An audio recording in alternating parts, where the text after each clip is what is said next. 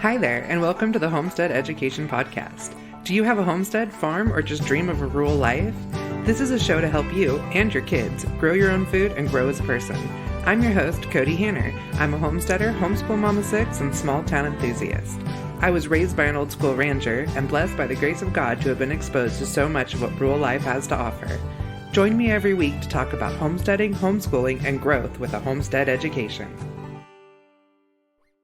Hi, everyone. I have Harold Thornbro here today. He's one of the hosts of the Modern Homesteading podcast. He has the website Redemption Permaculture and the author of From Home to Small Town Homestead. Thank you for joining us today. Well, I'm glad to be here. Thanks for having me. Absolutely. So I'm really excited to have Harold on today because we have been going down a lot of homesteading or homeschooling rabbit holes lately, and I'm excited to circle back to homesteading in the spring when everyone's getting super excited about it. Yes, it is the time of year, isn't it? Yeah, I'm pretending it's spring already. Yeah, I like to pretend that too. I'm not a winter person, but it is right. I do like having 4 seasons because there are some advantages to it. But yeah, I long for spring every winter. Absolutely. I mean, I've learned to have a little bit of a cycle in our life where I look forward and I get a lot of reading done in the winter, but I don't know, it's starting to have some warmer days and I am loving it. Yeah, me too. As the days get longer and the temperatures start going up, I can't.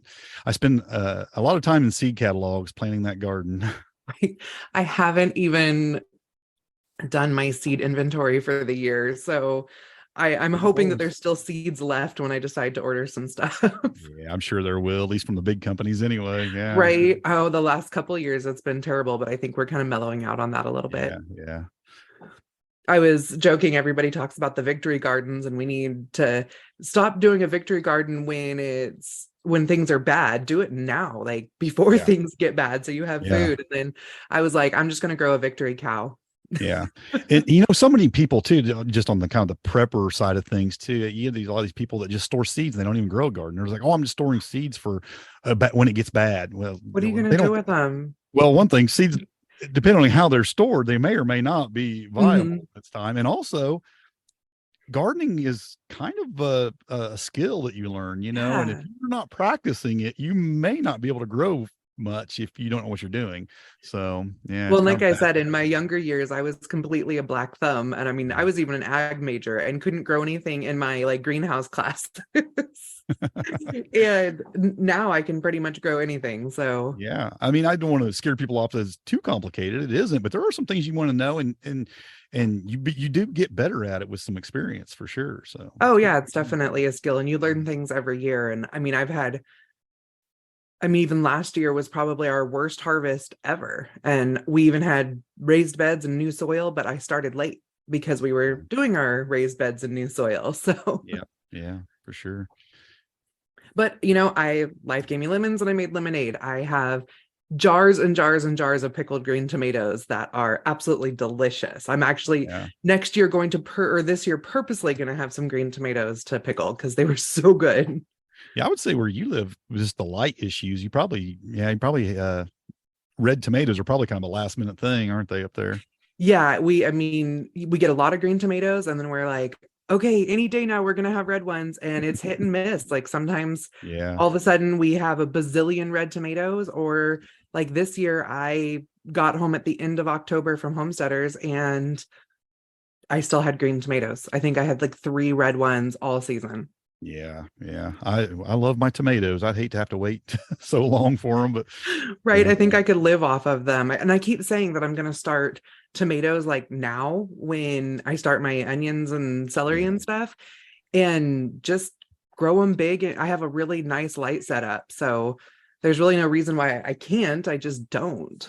Yeah, that's kind of the key with tomatoes, peppers, eggplants. There's a few plants that you really want to get going as early as possible, so you can get them as early as possible, because of course it depends on what you're growing too. Like if you like cherry tomatoes, those will produce pretty quick and all year long, but if you want those big old nice red tomatoes, they do take a while. I'll eat all tomatoes. I don't even care. They're so good. I could literally live off of them. I tell you what, a lot of people are starting to develop a lot of allergies to tomatoes. I don't know if it's because of store bought or what, but like I even have like people in my immediate family that can't hardly eat them because they'll like irritate the inside of their mouth real bad and stuff. Oh no. Getting to be a real common thing with people from what I understand. I mean, I have a 17-year-old who gags over the thought of tomatoes, Yeah. but he eats more pizza than I've ever Likes pizza met. sauce, huh? Right? Like he Yeah. is an electrician's apprentice, and like he goes to the pizza place every day for lunch and every day after work, and he does side work in there for the owner and gets free pizza. It's To be young again and be able to eat like that, not worry about it. and then, you know, his dish night, he's like, guess what? I'm bringing home dinner. It's always pizza. Yes, I miss those days when I could eat like that and not have an effect on me. But we can probably get into the story here a little bit. It did have an effect on me eating like that for too long in my life. So, well, you know what? I think a lot of us talk about what our catalyst was to really dive into homesteading. Let's go ahead and talk about that for a minute. Yeah. Well, for me, it was I did grow up homesteading. Like I said, I live in rural Indiana, kind of small town USA, Indiana here. And when I was growing up, I'm 50 years old now. And when I was growing up, like everybody around us had couple cows, a few pigs, chickens. I mean, it was just normal. We didn't call it homesteading or anything, but everybody had a garden. Everybody was raising a few animals. And, you know, I never thought that I would be doing anything different than that. I just thought that's the way it is. You know, you raise a few animals, you put food on your table, grow a garden, you know, take care of things. So my plan was, even growing up, I did like it and I always enjoyed doing that. So my plan was to always have a homestead like that and do that. But, life sometimes has other plans for you.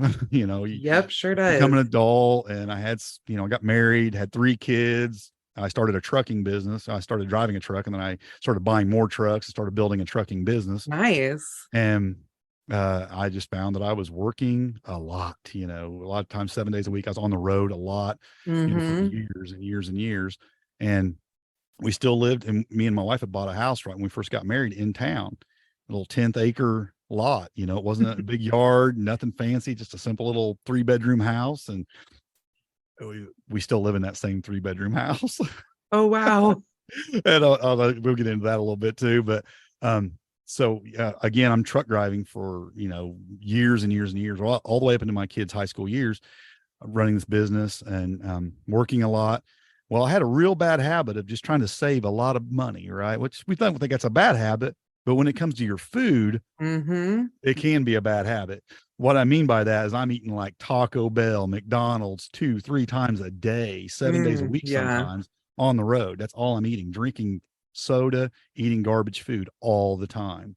You know, I think you can handle a lot of things in moderation, but I wasn't moderate for me at all. I mean, I'm living on it. And I did that for many, many, many years. Well, see, we figured out the key to cutting out fast food.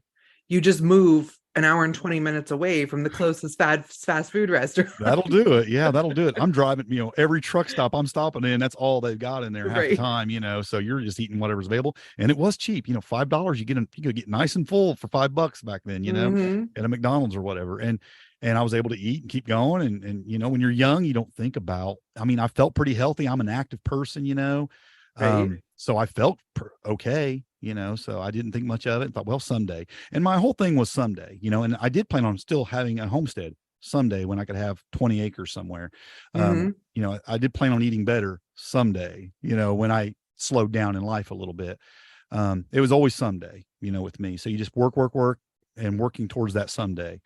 And someday started coming around because, you know, now all my kids are like in the later years of high school at this point, and I've pretty much missed them growing up. And that started wearing on me a little bit. So I decided, because my plan was owning a trucking business, was to eventually grow it big enough. I had a few trucks, but it still was never big enough to where I could just kind of stay home and manage things. You know, I was still out there trucking. And my plan was to hopefully get it big enough to where I wouldn't have to do that. Well, of course, I'm seeing that this isn't happening nearly as quickly as I thought it was going to happen.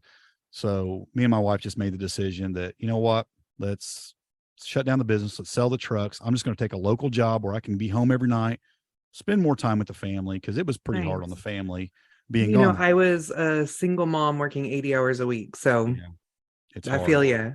Yeah, it's hard. And I did that, you know, and it was working out well.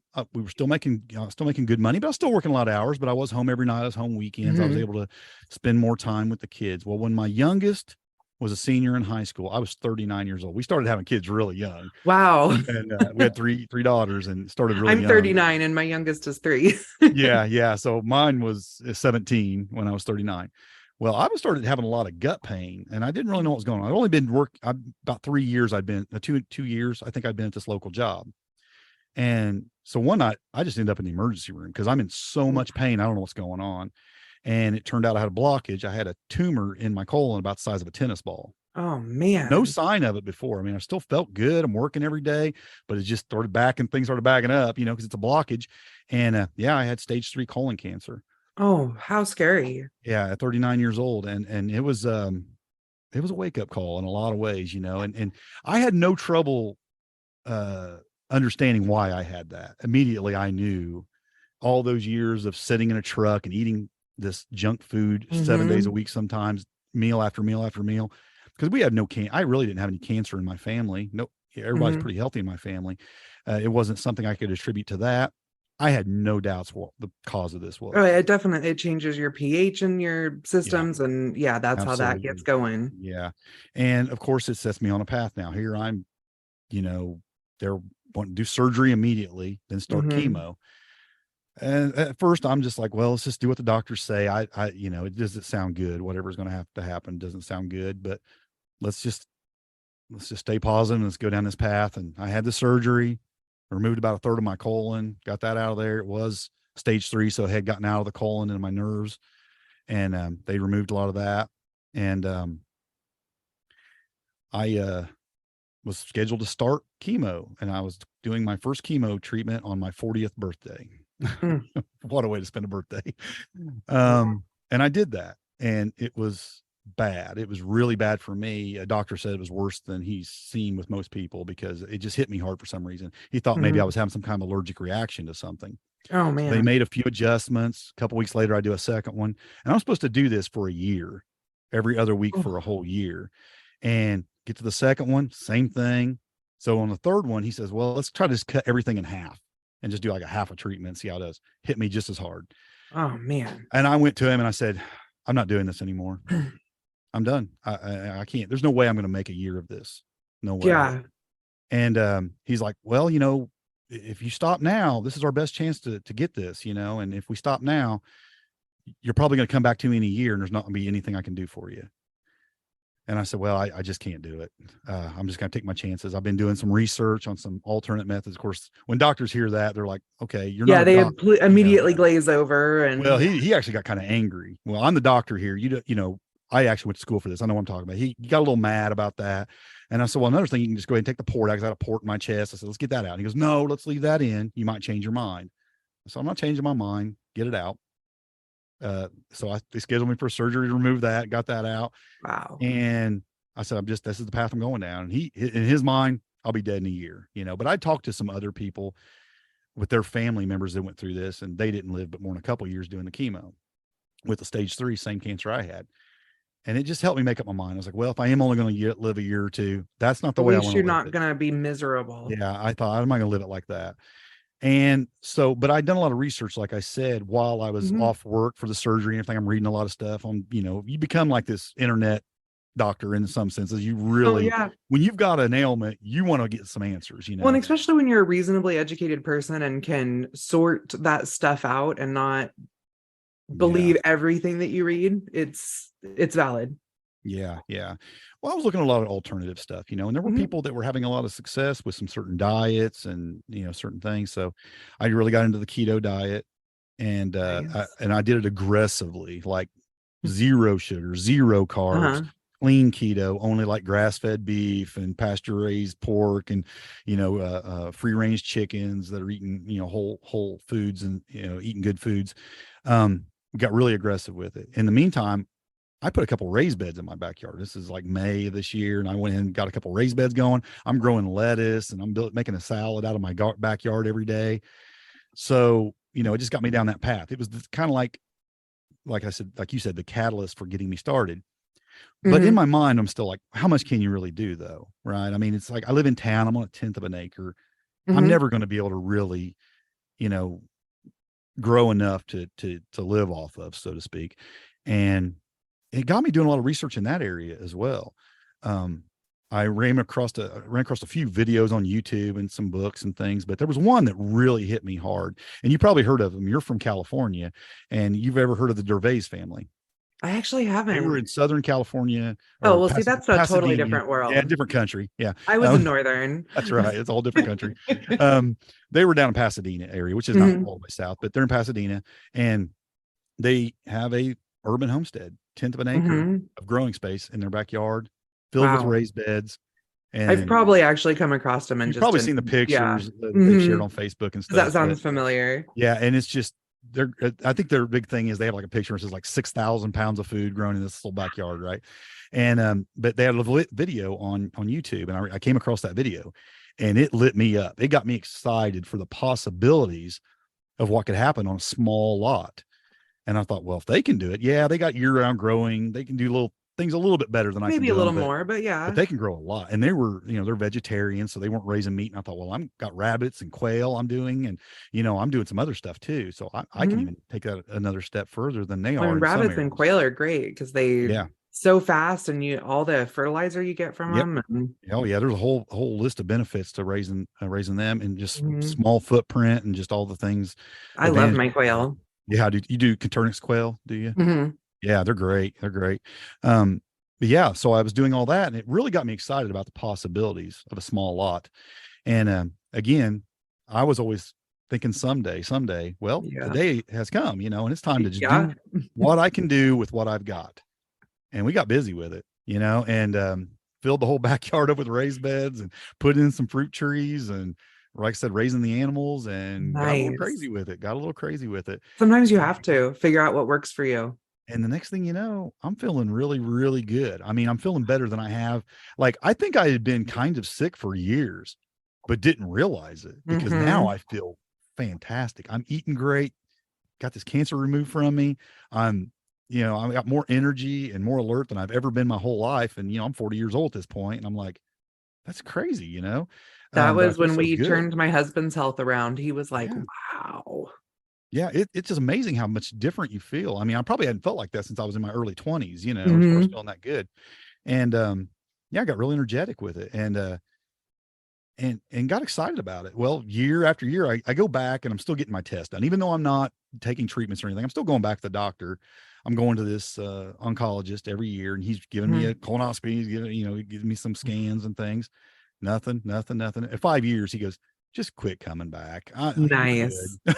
I'm like, just go to your regular doctor. If you have some pain or something, come, but he'll send you back to me, but you're good. Well, it's been 11 years now. So Congratulations. yeah. And I don't throw that out there with any kind of arrogance, because I know cancer is a fiscal, a finicky beast, and it can, stress can spark it, or just anything. And I don't eat as good as I did even when those first 3 or 4 years after. I You was were really healing. aggressive with the Hmm. keto at first, but I've lightened up on that a lot, and it's not like where I was before. Um, so, I'm always careful to say I'm a cancer survivor, because time will tell that, I guess, right? Yeah, I mean, it's a hard one. Yeah. Like you were saying, I spent my 33rd birthday hearing that my husband had end-stage liver disease. Yeah. And I just spent my 39th birthday while he was having surgery.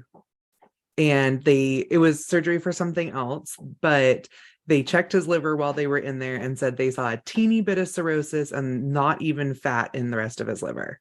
Wow. Well, Like that, they said congratulations on he that too. Yeah. 100% has a healing liver. That So is fantastic. Yeah. That's yeah, encouraging. and Yeah. it is. Yeah, and his is from Iraq. We don't, I mean, he would never drink. He was a little overweight, but nothing crazy, Like chemicals or what? I mean, That's what we something think. We like think that. it's Yeah. Yeah. the burn pits. So, Yeah. which he's now, I mean, been a disabled vet for years. He was blown up 3 times. So, Oh, wow. yeah. I mean, luckily, physically he's pretty all right. I mean, he has a spinal stimulator and battles some pain issues. Yeah. And then of course, PTSD and the sleep issues and all that stuff. But now we're battling the liver, but we've Yeah. spent the last 6 years completely diving into, I mean, like I said, I grew up ranching. I went to work. I worked in agriculture, commercial ag, And Mhm. my husband and I got married and we had 5 acres. The kids all had 4-H pigs. We had chickens. We never weren't, I guess, homesteaders to some extent, Yeah. but we didn't understand what this new movement was and how we could use that to our advantage. And that's when we dove into it, was 6 years ago. And like I said, we now have 40 acres in North Idaho. We grow about 75 to 80% of our own food on a good year. Yeah. And it's a good thing because it's a long drive to the grocery store. So Yeah. Yeah. Where you live sounds like it. But so he yeah. pretty much attributes that to just healthy eating and the lifestyle. Healthy eating. We didn't really, I mean, we were like weekend have some beers with a barbecue type people, Hmm. and we cut out drinking and a few other, we changed his Yeah. medication regimen and stuff. So Yeah. Yeah. try to go for some more natural routes, but Yeah. And I'm definitely. also careful to ever say, if somebody's going down the road, say they're facing cancer and they're going through this, I'm always careful to say, you don't have to do it like me. I think you do what you feel like is right for you. Mhm. That was my decision for my life. And I was prepared for however it turned out. But I'm also really careful to say, hey, this is the only way. I don't ever mean to imply that to somebody, because some people do have success going the Mhm. doctor's route and following their doctor's advice, and they Oh should do yeah. that if they feel good about it. I You probably had a little know, bit different situation because it was making me so, sicker than mhm. most. And I said, I just can't do this, and so I would never look at somebody and say, oh, don't do that, do this, because my situation's different. Well, yeah, and the liver, they say there's really nothing we can do for you. Go all natural, and if it gets bad enough, we'll consider a transplant plant. Yeah. So, I Yeah. mean, our only option to combat this in any way was going all natural. Yeah. And when it comes to surgeries and things, yeah, I mean, still you even need a doctor for that. Like if I hadn't had a surgery to begin with, I mean, I wouldn't have, Right? it ain't like I'm Exactly. anti-doctor. I mean, there's things I definitely want to go to a doctor for. Hmm. Well, and I For mean, sure. the doctor's prescription for us was a natural lifestyle, that there really was Yeah. nothing else they could do. So, And my and doctor suggested that on the side, but he was upset that I wasn't doing the chemo. you know what? The year before my husband got diagnosed, I lost my dad and my brother and my best friend all to liver disease. Yeah. And so, I mean, to then have my husband diagnosed, I was like, no, I'm putting my foot down. Like, we are Yeah. figuring this out. And that attitude's a lot of the challenge as well too. Just doing what you Mhm. can and getting aggressive about it. Like I say, whatever you're going to do it aggressively. If chemo's your route, get aggressive with it. Surgeries, whatever, get aggressive with it. If Mhm. natural lifestyle is the route you're going to go, get aggressive with it. I got extremely aggressive with it, and it really limited on what I could eat and how I was, and the things I was doing.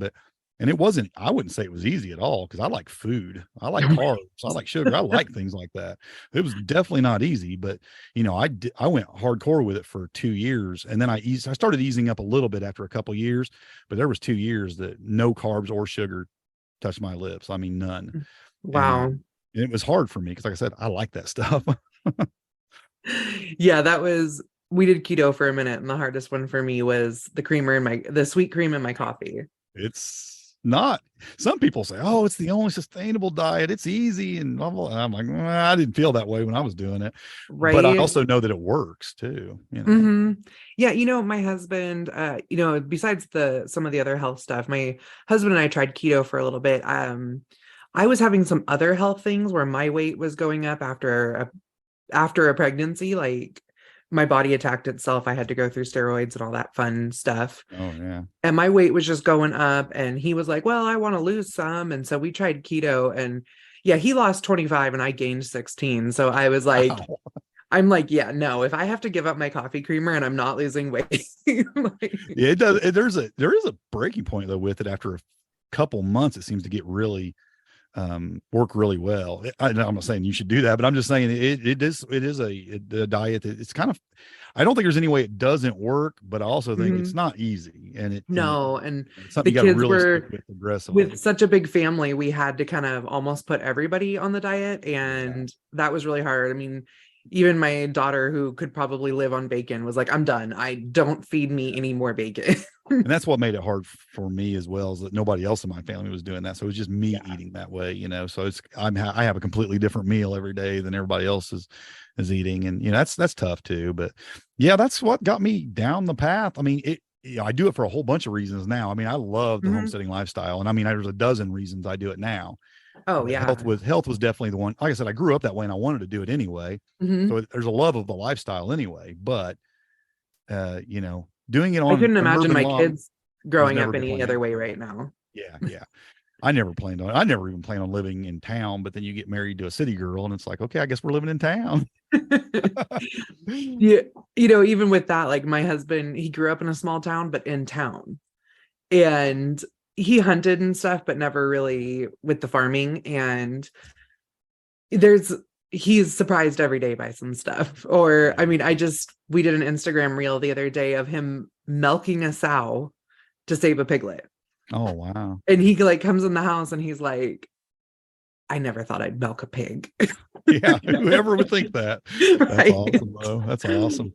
Yeah, you'll find you'll do things that, I mean, sometimes it's the most disgusting of things, sometimes it's the most joyful of things, but living Right. on a homestead will, urban or rural will you will face some things that you thought you would never do for sure. Absolutely. And I mean, we found this piglet like stiff, thought it was already gone and Yeah. saved it. So Awesome. Yeah. yeah, he was down at the house trying to find some like evaporated milk or something to feed it. And I was like, when you were trying to get those piglets on her earlier, she was shooting milk everywhere. Like, why don't we just collect that? And he's like, oh.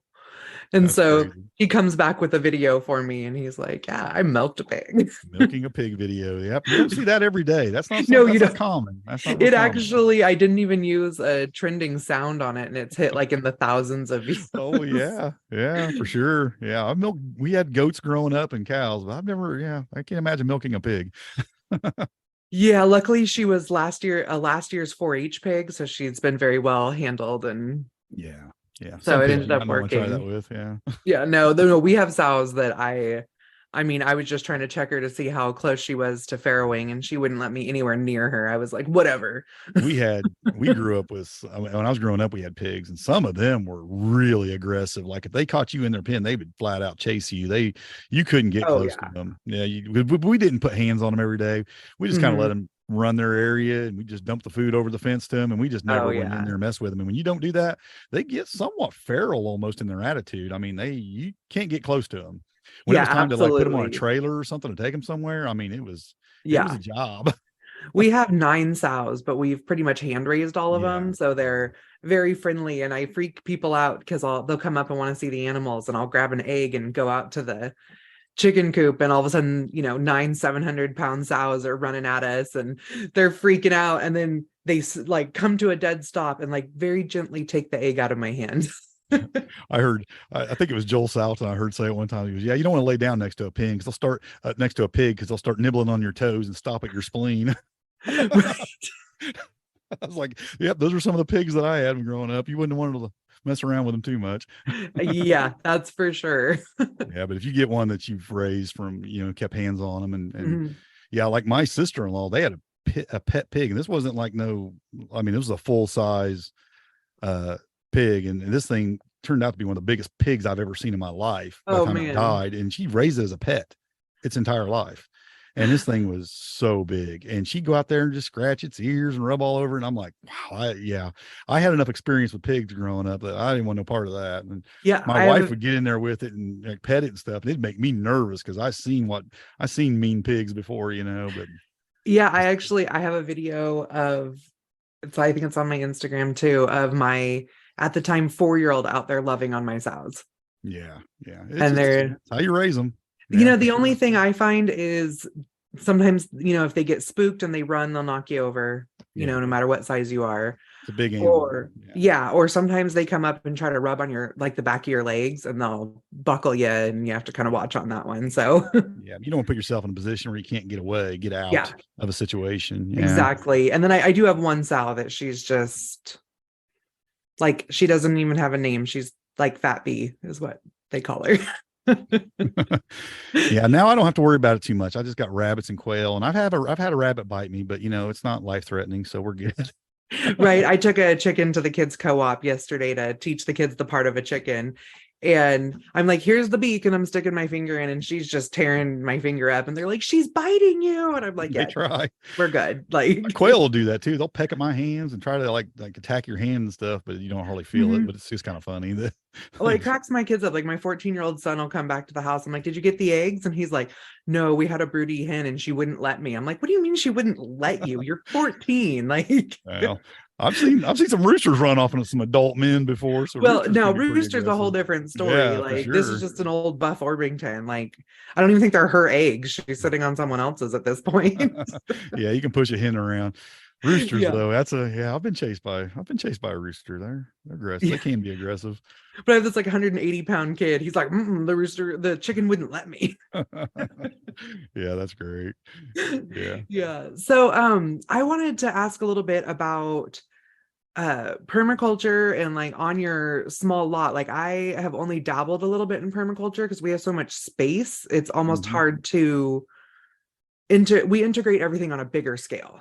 Yeah, So, and you notice permaculture a lot more on a small scale. The mhm, concepts work across the board. They work great mhm, on small or large farm. But for me, when I started out homesteading, it was just, more traditional garden, just put this here and that there. And I didn't think about companion planting. I didn't think about building guilds.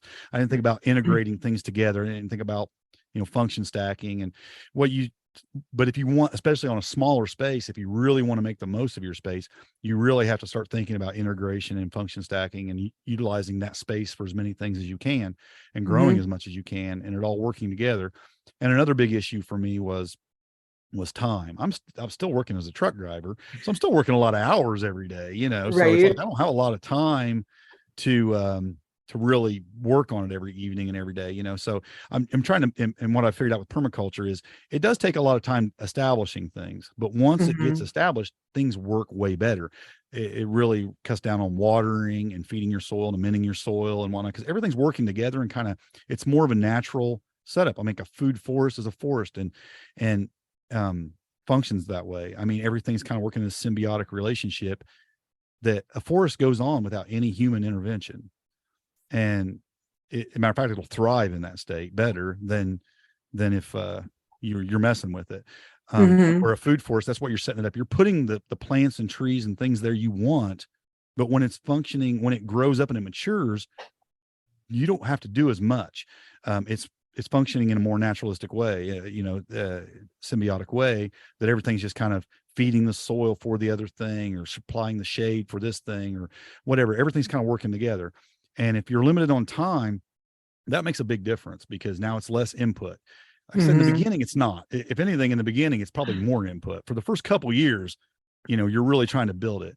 And I'm about 10 years in to this homestead, but didn't really start permaculture concepts till probably about 7 years ago. Okay. And I'm still only about 5 years, 7 to 5 years in on that. And I probably got another 5 years before I get it functioning in a more holistic way of where I really want it. I'm probably 50, 60% of where I really want this property. And you're thinking, well, that's a pretty small property. I mean, how much can you do? It's amazing. I mean, how well you can tie things in together. It's just like you're trying to build this like Well, well-oiled machine where everything's just working together and functioning. When you walk, it's like you just got stuff all around you at all times that's providing I, you food or something for the homestead. I absolutely believe it. We had a huge garden and I had such a hard time managing it and I wasn't getting the greatest of yields. And we had a secondary small garden that I would use kind of as I called it the winter garden, but it was more early spring type plants.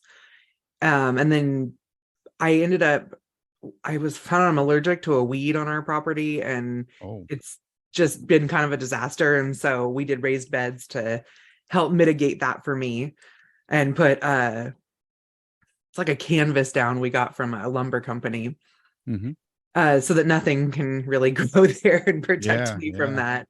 And I got, even though like my tomatoes didn't really do that well last year, but that's because we got them in so late, that garden like produced way more than what we were getting out of our bigger garden that we had yeah. been working on. So Retain the moisture better and it retained the keep the heat moisture. I was down and growing up a lot, like mhm. using trellises in the middle and the fence on the edge to grow up. And in between the Yeah, beds, I had, pots with peppers in it and stuff so I could get more growth from those. And yeah.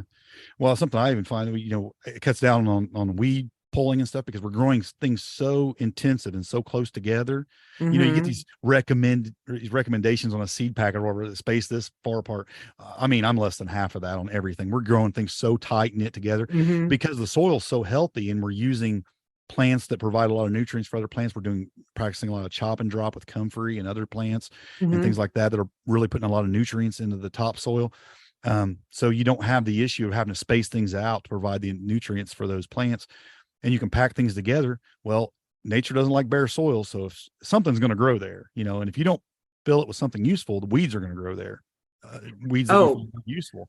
We have a common purslane that grows here, and everybody's like, oh, you can eat it. And I'm like, no, this is like, it can take over my whole garden in like a weekend. I usually use it we actually grow it as a ground cover here, and we use it around stuff to keep other weeds from popping up. Eat it too, but then we keep it low, cut down low, but it's like a ground cover.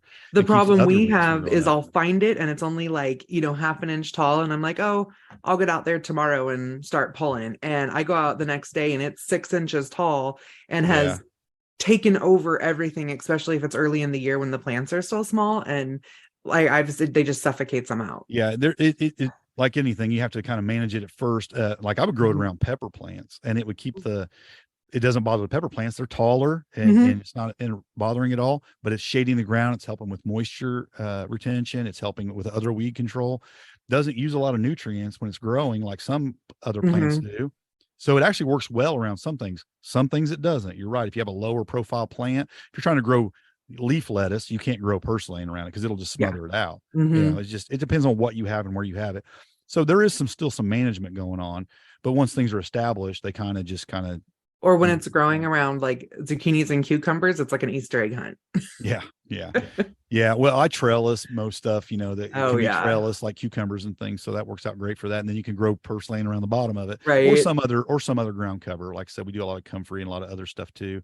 That's low profile plants that'll kind of grow low and work in that function. But then, like I said, just a lot of chop and drop too. We'll just cut leaves back and drop them. I mean, we're not wasting anything. It's kind of like composting in place.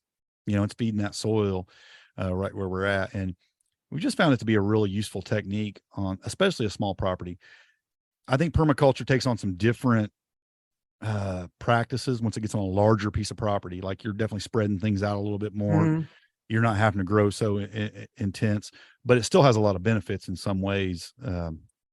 On a large piece of property. And there's been some proof on that. There's some folks that have large pieces of property that have been practicing permaculture have just had they turn into a tremendous farm, really. I mean, they can do some pretty amazing things, and you just get a variety too. It's not monocropping. I mean, so you're having a lot of variety, I mean, even we're technically a pig farm, but our pigs maybe take up an acre of our 40.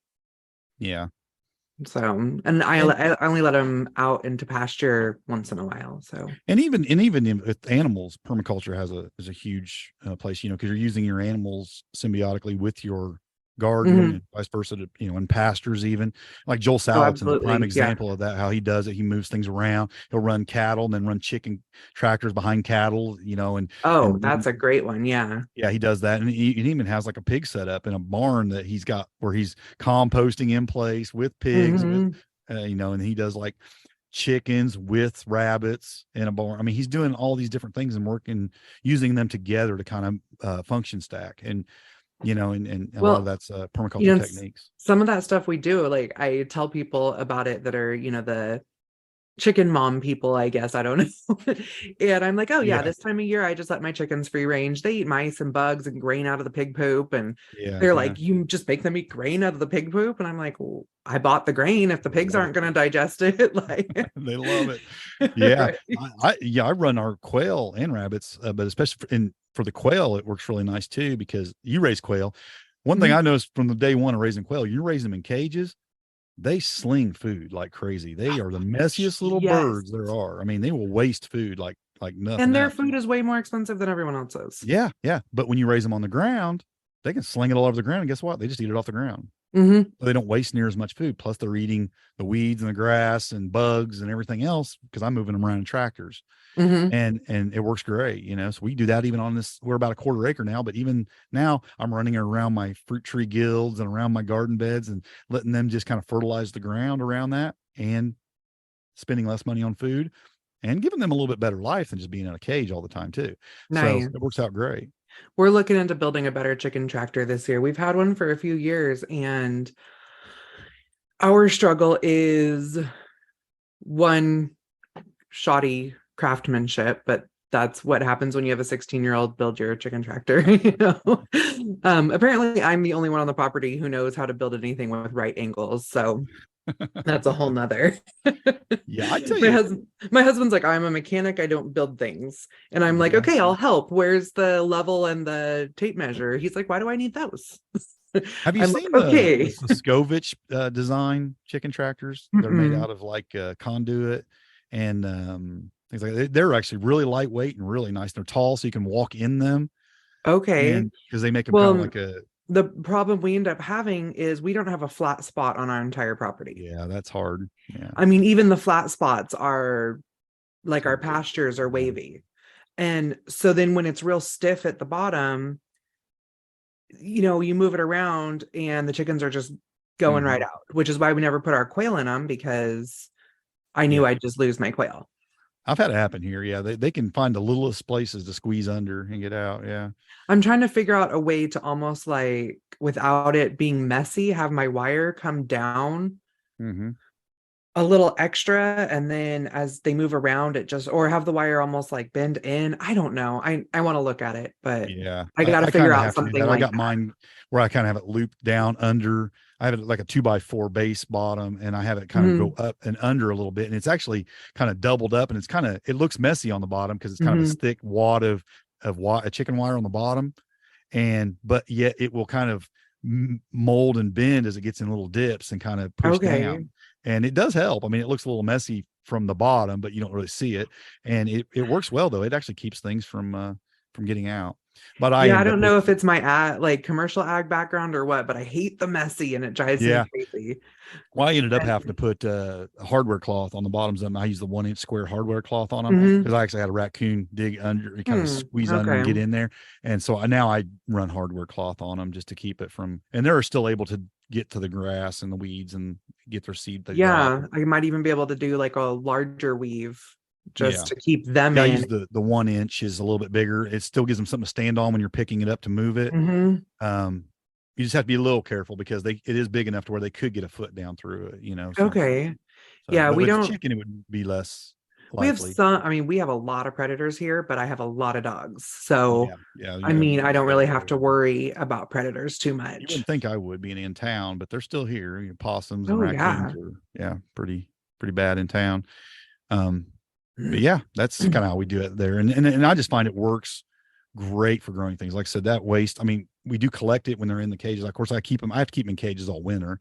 But Hmm. when spring gets here, put them back in the tractors and move them around. But then we just collect a lot of that manure, and some of it goes directly into a garden, but then some of it just goes into compost bins, and it makes a Nice. fantastic compost. Again, part of that well-oiled machine, trying to have it all, Uh-huh. and I'm really big on closing the loop. Anything I can try to close the loop on, so I don't have to bring in inputs, that I can produce it here on the homestead.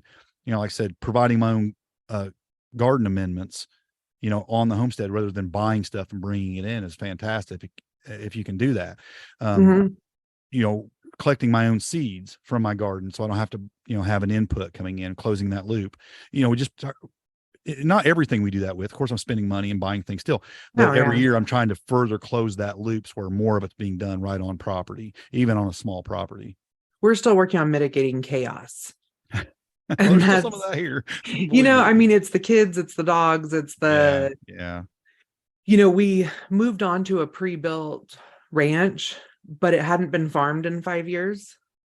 And Mhm. before that, it had been farmed since the 40s. And so a lot of things were old and we were just having to figure it out as we went. And, even like I have tried to compost every year, and it's the dogs are getting into it. And then my husband's like, oh, I put a bunch of grass clippings on your compost for you. And I'm like, the same grass that you killed all the dandelions in with Oh that stuff. no. And he's Yeah, like, that ain't good. oh, and Yeah. then so I started like, well, I'll just feed it all to the chickens. And my kids would take the bowls up to the barn and never bring them back. And, Mm-hmm. it kind of became a disaster. And I finally bought myself one of those spinning compost bins. And I am so excited Those about were it. good. A lot of people have a lot of success, and it's not an option for me because I don't have chickens and I don't have a place to Mhm. really do this. But if you have, they just do the deep litter methods with chickens, and they just pile Mhm. their compost, keep piling it, Yeah. and the chickens just constantly work it. They're putting their manure in it. They're turning it constantly, and then you just keep letting that build and build and build, and then it's just compost by the time you scoop it out, and it's ready to use on your garden. And there's Yeah. a lot of folks doing that with a lot of success. Yeah, we're actually we are pulling the front off of our chicken coop and scraping this year to do a reset, and that's all going into the compost pile. Yeah, it'll be in a lot of it probably already is composted if it's been in there a while, just Well, doing the the deep litter. manure pile that we Yeah, yeah. Are you on going. deep littering? Oh, yeah, using the deep litter method. Yeah. Well, we have been using the deep litter method for Okay. several years, and so now the pigs got into there and tore everything up. So we're like, we're Ooh. just gonna scrape everything and start fresh. So we thought our hot wire was working really good because everybody was staying where they were supposed to stay.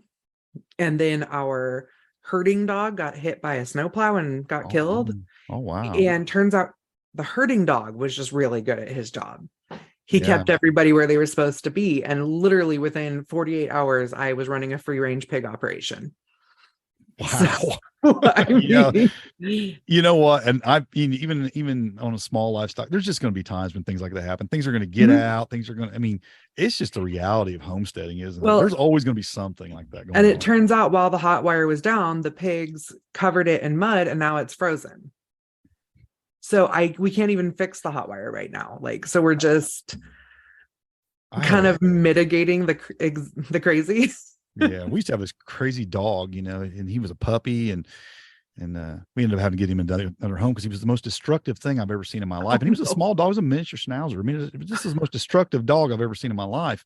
And like I had a whole bunch of blueberry bushes in the Uh-huh. backyard, and this dog had a personal vendetta against blueberry bushes. I don't know what it was, but he literally grabbed them all at the base and ripped them out of the ground, every single one of them. And we kept him around for a couple of years, and finally we just had a close family member like, here you go. We can't, It we just couldn't see. happens. I mean, he's a great dog, but he just did not fit on this property because he was the most destructive thing I've ever seen in my life. We had a But border collie that wouldn't stay in America. So yeah, like he was in Canada every day. yeah, yeah, And finally he kept getting picked up by their, humane society up there. And we couldn't get across the border because of COVID stuff. And it was a constant disaster. And I was wow. like, I'm done. Rehome him. I can't do it. I mean, we couldn't even like let him. We're on 40 acres. We do not have our 40 acres like where it can keep dogs on. Yeah. And I mean, we'd let Wow. him out to go to the bathroom and he was gone. Yeah, that it happens. I mean, I grew up, we didn't never change or pinned a dog up or put a fence up for No. dogs or anything. They just ran, you'd find them at neighbors that bring them back to you like 5 Mhm. miles down the road all the time. It was like, wow, they And just aren't satisfied with this piece of property. right. And we live in a community where everybody kind of knows everybody and most people are pretty chill about it. And my dogs, I mean, I went to a newer neighbor's house over the weekend, and um my dog follows me and she's like, "Oh, hi, Bojangles." And I was like, "That's Cash. That's my dog." And she's like, "Oh, we call him Bojangles." It's like, They've had your dog on their property so much they just named it. right. I love it. That's I was great. like, okay, That's great. whatever. Like, so now actually my husband's calling him that because he thinks it fits him better. That's fantastic. Yeah, I'm like, Well, oh, he's only a year old. We can change his name. yeah, no doubt about it. Yeah, for sure. That's great. Well, Well, I tell you, I mean, the reality is though, whether you're an urban homesteader or homesteading on 40 acres or wherever you're at, I uh, mean, there's challenges and there's oh different yeah, ways of doing it, but it's, it can be done anywhere, but there's challenges wherever you do it for sure. I love it. Well, I'm looking at time and we're about done with what we have, but something I ask every guest at the end of the episode is, what does keep growing mean to you? Keep growing. Well, I mean, it obviously has homesteading implications as far as the food that we're growing, Uh-huh. but I'm big on growing in skills every year. I try to take on one or two things at least every year and learn something new. This year it's been herbal, learning how to do herbal remedies, and then later in the year it's going to be foraging. So I mean, I always want to grow Nice. my knowledge of this things with homesteading, and those are a couple things that I feel like I'm lacking in, and I always want to be growing. And the next year it'll be a couple more things, but I think it's important to always grow, always learn something new, always try something new. And then it goes beyond the homestead. I mean, it just goes into personal life too. I just want to grow as a human being, and and learn and take on new challenges and new things. And I mean, that's life to me. It gets kind of boring if you just stay the same your whole life, right? Absolutely. So if somebody's wanting to get started on a small piece of land or with permaculture, do you have resources you would suggest, yours or someone else's? Or Well, I definitely would point them to my podcast. I mean, that's all we talk about, is not just homesteading in general, but the Modern Homesteading podcast I feel like it's a great resource. Right. I really have been enjoying it. And I've been writing about it for years, and I'm really big on just encouraging people, because I think the bigger challenge is not the knowledge to start, it's getting started. Yes. Putting a seed in some soil is really not that hard, and watering it. I mean, there is a little bit of a skill, a little bit of a learning process, but in the end, just do it to it and things will grow. And I just want to inspire people and encourage them to just do it. Don't play the someday game like I did for years. You don't need to do that. Even if you just got to put something in a planter pot and set it on a balcony, start growing something that's edible, anything that's edible, just start growing it. Find a food you like, something that'll grow in your area, in your zone, and drop some seeds in some soil. Nice. And then learn from there. Just get started. Put in a raised bed if you think your soil isn't good enough, and fill it with some better soil, or just dig a hole and stir up the soil and plant it right in your yard. Just get something going, and don't play the someday game, because someday may never come. It might, but even if it does, the skills you're going to learn right now, the progress you're going to make right now, will benefit you so much, even if you do end up on that bigger piece of property or that dream homestead you keep thinking about. And just get started right now, right where you're at. That's awesome. So I know you pointed everybody in the Modern Homesteading podcast direction. Where else can they find you? Well, of course, the website, Redemption Permaculture, .com is where I do all the blogging. I did write a book a few years ago called From Home to Small Town Homestead. And it's basically about that. It's about taking a small piece of property and evaluating it for a homestead, figuring out what you can do right where you're at.